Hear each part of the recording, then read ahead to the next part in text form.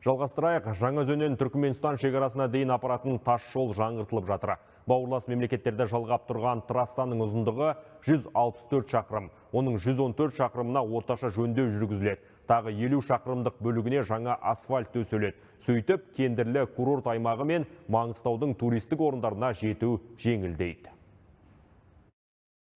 Жаңаөзен Түркменстан Республикасының шекарасы бағытындағы жолдың жалпы ұзындығы 164 шақырымды құрайды. Соның биыл 114 километріне орташа жөндеу жүргізіледі. Мамандар жылдың соңына дейін 60 шақырым жерге бір қабатты жол төсеуді жоспарлап отыр. Жаңаөзеннен бастау алатын жолдың ортаңғы бөлігі кендірлі курорт аймағы арқылы өтеді. Одан әрі Түркменстанға шығатын Темір Баба кеден бекетіне дейін барады. Халықаралық деңгейдегі трассаның бүлінген бөлігін орташа жөндеу 2 апта бұрын басталды. Ал бұған дейін асфальт болмаған 50 шақырымдық аумағына жаңадан жол төселеді. Мердігер құны 27,6 миллиард теңге болатын жоба құрылысына отандық материалдарды қолдануда.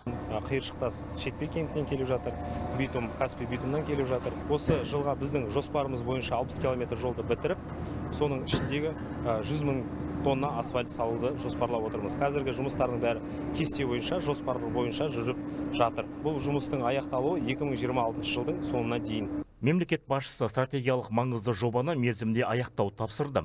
Оған себеп соңғы жылдары бауырлас қазақ-түркмен арасында сыртқы сауда және транзиттік жүк ағыны бірнеше есе ұлғайды. Мәселен, былтыр тауар айналымы 555 миллион ақш долларынан асты. Оның 335 миллион доллары экспорт. Десек те, көлікпен жүк тасымалдау ой-шұңқыры көп, қауіпті жолда ұзақ уақыт алатыны күн тәртібінен түспей келді. Қазіргі таңда жүк көліктер, транзиттік көліктер бұл жолды 5-8 сағаттың ішінде өтсе, жоба іске асырғаннан кейін бұл жолды 2,5 сағатта өтуге болады. Интенсивность бұл жолда аса көп емес, себебі жаңағыда айтқандай мүлдем 50 шақырым бізде жоқ. Сол себептен міне жоба дайын болғаннан кейін жаңадан транзиттік көліктер қосылады деп соны сенеміз. Келешек Қазақстан мен Түркменстан арасында визасыз режим енгізілуі мүмкін.